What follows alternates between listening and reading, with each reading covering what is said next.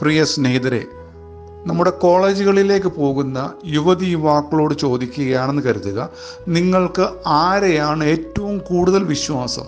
നിങ്ങളുടെ മാതാപിതാക്കളെയാണോ, അധ്യാപകരെയാണോ, കൂട്ടുകാരെയാണോ? സാധാരണയായി ഉത്തരം വരാൻ സാധ്യതയുള്ളത് ഞങ്ങൾക്ക് ഏറ്റവും കൂടുതൽ വിശ്വാസം ഞങ്ങളുടെ കൂട്ടുകാരെയാണ് എന്ന്. എന്നാൽ ഈ യുവതി യുവാക്കൾ അവരുടെ ചെറിയ പ്രായത്തിൽ അവരുടെ മാതാപിതാക്കളെയായിരുന്നു ഏറ്റവും കൂടുതൽ വിശ്വാസം. സ്കൂളിൽ പോകാൻ തുടങ്ങിക്കഴിഞ്ഞപ്പോൾ അവരുടെ അധ്യാപകരോടാണ് അവർക്ക് കൂടുതൽ വിശ്വാസം തോന്നിയത്. എന്നാൽ കോളേജിലൊക്കെ ആയപ്പോഴത്തേക്ക് അവർക്ക് അറിവ് വർദ്ധിച്ചപ്പോൾ അവർക്ക് തോന്നുകയാണ് അവരുടെ കൂട്ടുകാരെയാണ് ഏറ്റവും കൂടുതൽ വിശ്വസിക്കാൻ യോഗ്യം എന്ന്. അപ്പോൾ ഈ വിശ്വാസം എന്നൊക്കെ യുവതി യുവാക്കളോ അല്ലെങ്കിൽ നമ്മളൊക്കെ പറയുമ്പോൾ അതിനെന്താണ് ആധാരമായിരിക്കുന്നത്? എനിക്കൊരാളെ വിശ്വാസമാണെങ്കിൽ ആ ആൾ പറയുന്നത് എന്താണെങ്കിലും അത് ശരിയാണെന്നും ശരിയായ കാര്യങ്ങളായിരിക്കും എന്നോട് പറയുന്നതെന്നും എന്നെ വഴിതെറ്റിക്കാനോ തെറ്റിദ്ധരിപ്പിക്കാനോ ഉള്ള ഒരു കാര്യം ഞാൻ വിശ്വസിക്കുന്ന ഒരാൾ പറയുകയില്ല എന്നൊക്കെ ആണ് ആ വിശ്വാസനാധാരം.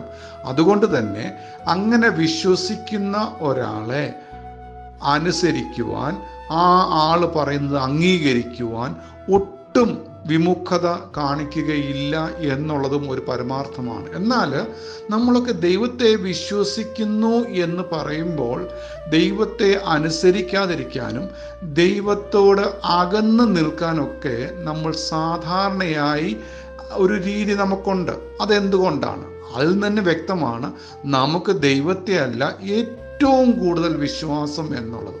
മറ്റു പലതുമാണ്. നമ്മുടെ ആരോഗ്യം നമുക്ക് വിശ്വാസം നൽകുന്ന ഒന്നാണ്. പണം നമുക്ക് വിശ്വാസം നൽകുന്ന ഒന്നാണ്. നമ്മുടെ കൂട്ടുകാരും നമുക്ക് സ്വാധീനമുള്ള ശ്രേഷ്ഠരായവർ ഒക്കെയാണ് നമുക്ക് കൂടുതൽ വിശ്വാസം. ഇതൊക്കെ തുലനം ചെയ്ത് നോക്കുമ്പോൾ ദൈവത്തെ നമുക്ക് എത്ര വിശ്വാസമുണ്ട് എന്നുള്ളത് ചിന്തിക്കേണ്ടത് വളരെ ആവശ്യമാണ്. ദൈവത്തെ പൂർണ്ണമായി അനുസരിക്കാനും ദൈവം പറയുന്ന കാര്യങ്ങൾ അതേപടി അംഗീകരിക്കാനും എനിക്ക് കഴിയുന്നില്ല എങ്കിൽ എനിക്ക് ദൈവത്തെ പൂർണ്ണ വിശ്വാസം ഇല്ല എന്ന് ഞാൻ തന്നെ വ്യക്തമാക്കുകയാണ്. എന്നാൽ ചിലപ്പോൾ പറയും, ദൈവം പറയുന്ന എല്ലാ കാര്യങ്ങളും എനിക്കറിയില്ലല്ലോ, പിന്നെങ്ങനെയാണ് ഞാൻ അനുസരിക്കുന്നോ ഇല്ലയോ എന്ന് പറയാൻ പറ്റുക? അവിടെയും വരുന്നൊരു കാര്യം, ദൈവം പറയുന്ന കാര്യങ്ങൾ ഞാൻ അറിയാൻ ശ്രമിക്കുന്നില്ല എന്ന് പറയുന്നതും ദൈവത്തെ വിശ്വാസം കുറവാണ് എന്നുള്ളതിന് തെളിവാണ്. എനിക്കൊരാളെ വിശ്വാസമാണെങ്കിൽ ആ ആൾ എന്നോട് പറയുന്ന കാര്യങ്ങൾ എന്തൊക്കെയാണെന്ന് ഞാൻ മനഃപൂർവ്വം അറിയാൻ ശ്രമിക്കും. അപ്പോൾ തന്നെ അദ്ദേഹം പറഞ്ഞ കാര്യങ്ങൾ അദ്ദേഹത്തെ വിശ്വാസമായതുകൊണ്ട് അതെല്ലാം ശ്രദ്ധിക്കുകയും അത് മനസ്സിലാക്കുകയും അത് അതേപടി ചെയ്യണം, അംഗീകരിക്കണം എന്ന് തീരുമാനിക്കുകയും ചെയ്യും. എപ്പോൾ? എനിക്ക് ആ പറഞ്ഞ ആളെ പൂർണ്ണ വിശ്വാസമാണെങ്കിൽ. അപ്പോൾ ഇതിൽ നിന്നെല്ലാം വ്യക്തമാണ് എനിക്ക് എൻ്റെ ദൈവത്തെ എത്രത്തോളം വിശ്വാസമുണ്ട്. മറ്റെല്ലാറ്റിനേക്കാളും, മാതാപിതാക്കളെക്കാളും കൂട്ടുകാരെക്കാളും സ്നേഹിതരെക്കാളും സ്വാധീനമുള്ളവരെക്കാളും സമൂഹത്തിൽ ശ്രേഷ്ഠതയുള്ളവരെക്കാളും ഒക്കെ കൂടുതൽ എനിക്ക് ദൈവത്തെ വിശ്വാസമാണോ? അങ്ങനെയെങ്കിൽ ദൈവം പറയുന്നത് എന്തൊക്കെയാണ് എന്നോട് പറയുന്നത് എന്നുള്ളത് ഞാൻ മനഃപൂർവ്വം അറിയാൻ ശ്രമിക്കും. ഇനി മനഃപൂർവ്വം അറിയാൻ ശ്രമിക്കുന്നത് മാത്രമല്ല, മനഃപൂർവ്വം അനുസരിക്കാനും ശ്രമിക്കും. അപ്പോൾ അതായിരിക്കട്ടെ ഈ വരും ദിവസങ്ങളിൽ നമ്മെ കൂടുതൽ ചിന്തിപ്പിക്കേണ്ടത്. എനിക്ക് എങ്ങനെ എൻ്റെ ദൈവത്തെ കൂടുതൽ വിശ്വസിപ്പാൻ കഴിയും? അങ്ങനെ കൂടുതൽ വിശ്വാസമുണ്ടെന്ന് എനിക്ക് എങ്ങനെ തെളിയിക്കാൻ കഴിയും? ഇതൊക്കെ ആയിരിക്കട്ടെ നമ്മൾ ഈ ദിവസങ്ങൾ മുൻപോട്ട് ചിന്തിക്കുമ്പോൾ അറിയേണ്ട കാര്യങ്ങൾ. ഇനി പ്രാർത്ഥിക്കുമ്പോൾ, ദൈവത്തോട് കാര്യങ്ങൾ പറയുമ്പോൾ ദൈവം അത് കേൾക്കുന്നുവെന്നും ദൈവം മറുപടി തരുമെന്നും ദൈവം എനിക്ക് വേണ്ടി പ്രവർത്തിക്കും എന്നും ദൈവത്തെ വിശ്വസിക്കാമോ? ഇതാണ് ഒരു ചോദ്യം. അപ്പം വിശ്വസിക്കാം എന്ന് പറയുമ്പോൾ ദൈവം പറയുന്നത് എന്താണെന്ന് അറിയാൻ ശ്രമിക്കും, അതനുസരിക്കും. എന്ന് നേരത്തെ ഞാൻ സൂചിപ്പിച്ചതുപോലെ തന്നെ ഞാനൊരു കാര്യം ദൈവത്തോട് പറഞ്ഞാൽ ദൈവം കേട്ട് എനിക്ക് മറുപടി തരും. ഇനി മറുപടി തരുമ്പോൾ ഞാൻ എന്തൊക്കെ ചെയ്യണമെന്നും ബാക്കി എന്തൊക്കെ ദൈവം ചെയ്തുകൊള്ളും എന്ന് ദൈവം പറഞ്ഞു തരും എന്നുള്ളതും ഞാൻ മനസ്സിലാക്കുകയും അംഗീകരിക്കുകയും ചെയ്യേണ്ട ഒരു പരമാർത്ഥതയുണ്ട്.